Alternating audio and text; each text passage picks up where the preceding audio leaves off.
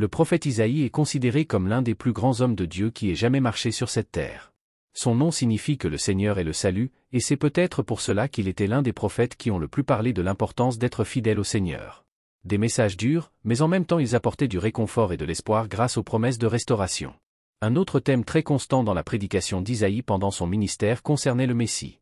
Bien qu'il ait vécu 700 ans avant la naissance de Jésus, il a apporté des prophéties très détaillées concernant la venue du Fils de Dieu dans ce monde. Cependant, ce que tout le monde ne sait pas, c'est que le prophète a également parlé de la fin des temps et du retour de Jésus, qui viendra établir un nouveau ciel et une nouvelle terre. Regardez ce qu'il a dit. De même que les nouveaux cieux et la nouvelle terre que je vais créer dureront devant moi, déclare l'Éternel, ainsi dureront ta descendance et ton nom. D'une nouvelle lune à l'autre et d'un sabbat à l'autre, tous les hommes viendront se prosterner devant moi, dit le Seigneur. C'est précisément de ces révélations de Dieu à travers le prophète Isaïe dont je veux vous parler aujourd'hui. Dans le livre d'Isaïe, il y a 66 chapitres contenant des prophéties et des avertissements concernant nos jours. Mais avant de commencer, je veux vraiment que vous vous abonniez à ma chaîne ici. Cliquez sur le bouton sous la vidéo abonnez-vous et une petite cloche apparaîtra à côté. Il est très important que vous activiez cette cloche afin de recevoir toutes les notifications chaque fois que je mets en ligne une nouvelle vidéo. Chaque jour, j'ai placé ici des messages pour vous fortifier dans votre marche avec Dieu. Alors viens participer avec moi, d'accord? Allons-y. Le premier avertissement d'Isaïe. Les méchants seront emportés par les ténèbres. Lisons ce qui est écrit dans les premiers versets du chapitre 60 d'Isaïe. Lève-toi, brille, car ta lumière est venue et la gloire du Seigneur brille sur toi. Regardez, les ténèbres couvrent la terre et les ténèbres épaisses entourent les gens, mais le Seigneur brille sur vous et sa gloire se voit sur vous. Dans tout ce chapitre, Dieu montre au prophète la grandeur et la gloire de la Jérusalem céleste et le triomphe de l'Église.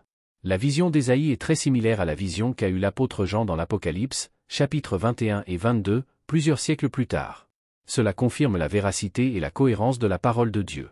Il y aura la paix là-bas pour toujours. Toutes les douleurs, peurs et larmes seront réconfortées. Les terreurs du passé ne nous affligeront plus, car désormais toute domination appartient au Seigneur. Et c'est merveilleux, mes frères. Je ne peux même pas imaginer la grandeur de tout cela. Cependant, certains passages de ce passage montrent que la situation sera très différente pour ceux qui décident de continuer dans le péché et ne se repentent pas de leurs mauvaises actions.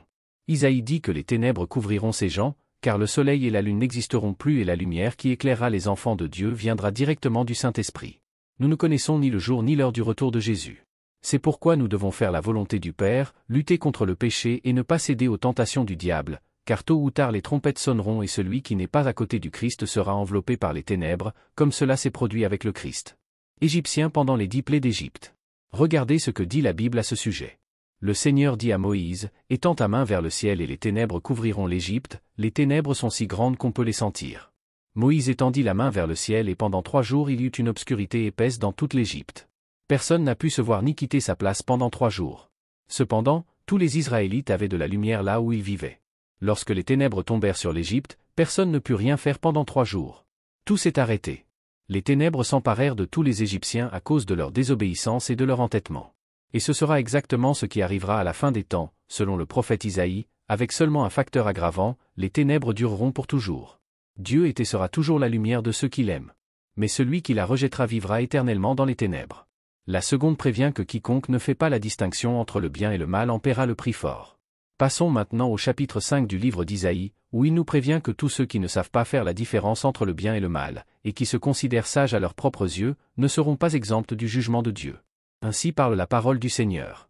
Il y a ceux qui appellent le mal bien et le bien mal, qui changent les ténèbres en lumière et la lumière en ténèbres, qui rendent l'amer doux et le doux amer. Il y a ceux qui sont sages à leurs propres yeux, intelligents à leur propre avis. Souvent, lorsque nous pensons à la bataille spirituelle, nous imaginons des anges combattant des démons, n'est-ce pas? Mais le plus souvent, ces batailles se déroulent sous nos yeux, lorsque des choix bien et mal, bons et mauvais, se présentent à nous, nous amenant à prendre des décisions de vie ou de mort. C'est pourquoi Jésus a dit ce qui suit. Entrez par la porte étroite, car large est la porte et large est le chemin qui mène à la perdition, et nombreux sont ceux qui entrent par là. Comme la porte est étroite et comme le chemin qui mène à la vie est étroit, et rares sont ceux qui les trouvent. C'est exactement ce conflit entre le bien et le mal que notre société a connu ces derniers temps. Il faut donc réfléchir. Serons-nous fidèles dans le mariage ou allons-nous trahir notre conjoint? Allons-nous agir honnêtement au travail ou rechercher un profit malhonnête? Allons-nous rejoindre ceux qui recherchent la vérité ou soutiennent les corrompus, dans l'espoir d'obtenir quelque chose en retour? Et le pire, c'est de choisir le mauvais côté et de justifier sa décision par cette phrase. Ah, il n'y a rien de mal à ça. C'est ce que signifie être sage à vos propres yeux, ignorer ce que la parole de Dieu définit comme étant le bien et le mal et agir selon ce que notre cœur nous demande. Mais la Bible dit que le cœur de l'homme est trompeur par-dessus tout et désespérément corrompu. Par conséquent, avant de prendre des décisions, nous devons consulter Dieu et toujours être du côté du bien. Sinon, nous paierons un prix élevé au retour de Jésus. La troisième alerte. Dieu permet que de mauvaises choses arrivent pour nous réveiller. Dieu aime sa création, oui, il nous aime beaucoup, mais le monde a été envahi par le péché et maintenant que nous sommes à la fin des temps, il permet que de mauvaises choses se produisent sur terre pour nous avertir de ce qui est à venir. Lisons ce que le prophète Isaïe a écrit au chapitre 26. Mon âme te désire pendant la nuit et tôt mon esprit te désire, car lorsque tes jugements se manifestent sur la terre, les habitants du monde apprennent la justice. Dans Apocalypse, chapitre 16, l'apôtre Jean raconte la vision qu'il a eue des 7 coupes de la colère de Dieu, qui seront déversées sur les disciples de l'Antéchrist après le son de la 7e trompette. Dans chaque coupe, un malheur tombera. Le premier provoquera des blessures corporelles. Le second tuera tous les animaux marins. Le troisième transformera la mer en sang. Le quatrième provoquera la mort des gens par la chaleur du soleil. Le cinquième apportera une douleur insupportable aux survivants. Le sixième symbolisera la chute de l'Antéchrist. Et le septième apportera la plus grande terreur de toutes, le jugement final, qui enverra les méchants pour l'éternité en enfer, car le prophète Isaïe nous prévient, afin que nous donnions notre vie à Jésus le plus tôt possible et vivions conformément à sa mot. Amen. La sale alerte. Dieu est bon, mais il est aussi juste. Qui n'a jamais entendu au moins une fois dans sa vie l'expression Dieu est toujours bon? Et c'est vrai. Le Seigneur est si bon qu'il a donné la vie de son propre Fils afin que nous soyons libérés du péché et réconciliés par le sang du Christ. Mais il ne sera pas bon envers tout le monde à la fin des temps. Dans Ésaïe chapitre 24, le prophète dit, « La terre a été brisée en morceaux, elle est détruite, totalement sauvegardée. La terre chancelle comme un ivrogne, se balance comme une cabane au vent. La culpabilité de sa rébellion est si lourde qu'il tombera pour ne jamais se relever. Ce jour-là, le Seigneur punira les puissances du ciel et les rois de la terre. Ils seront rassemblés comme prisonniers dans un cachot, enfermés dans une prison et punis après plusieurs jours. » Comme nous pouvons le voir dans le 3e avertissement, ceux qui ont préféré servir le diable au lieu de servir Jésus seront punis par les jugements qui accompagneront les 7 coupes.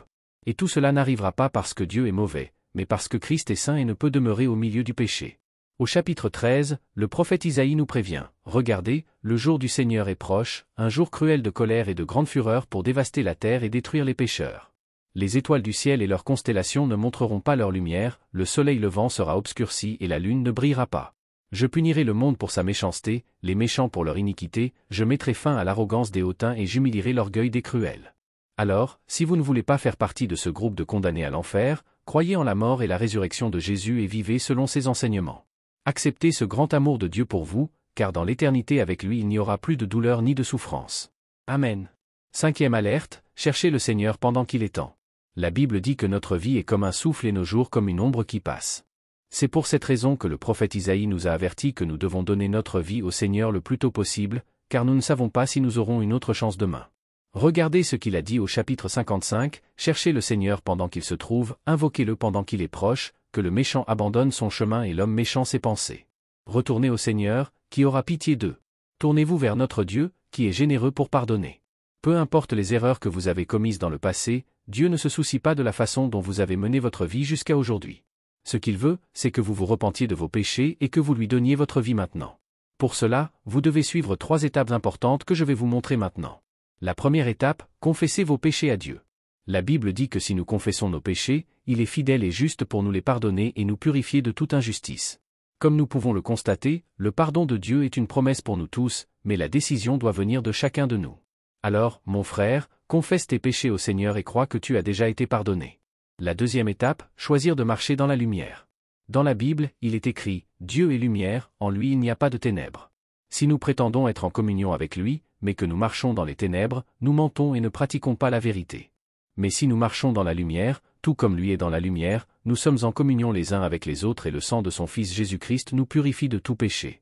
Marcher dans la lumière signifie abandonner la vie de péché et permettre à Jésus de transformer notre esprit et notre cœur. Lorsque nous faisons cela, nous lui donnons la liberté de nous transformer quotidiennement et nous trouvons ainsi la force de vaincre le péché. La troisième étape, ne vous culpabilisez plus. Si vous avez déjà confessé vos péchés à Christ, il vous a pardonné. Maintenant, vous ne devriez pas continuer à vous culpabiliser.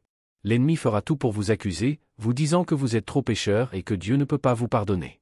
Par conséquent, même si vous vous sentez sale ou indigne des bénédictions du Seigneur, prenez possession du pardon par la foi. Amen. Jésus est sur le point de revenir. Frères, nous devons comprendre que Jésus est sur le point de revenir. Le prophète Isaïe a été utilisé par le Seigneur pour nous donner d'importants avertissements sur ce que nous devrions et ne devrions pas faire de nos jours. Christ a payé un prix élevé pour nos vies et nous ne pouvons pas perdre cette opportunité d'être sauvés. Comme nous l'avons vu, les derniers jours seront terribles, mais vous n'avez pas besoin de souffrir avec les méchants. Pour cela, vous devez répondre à l'appel que Dieu vous lance aujourd'hui. Amen. Si vous avez aimé ce message, je vous demande de le partager avec votre famille et vos amis, portant ainsi le message de l'Évangile. Suivez-moi aussi ici, car chaque jour je vais vous aider dans votre marche avec Dieu. Je t'attendrai dans la prochaine vidéo. Que Dieu te bénisse.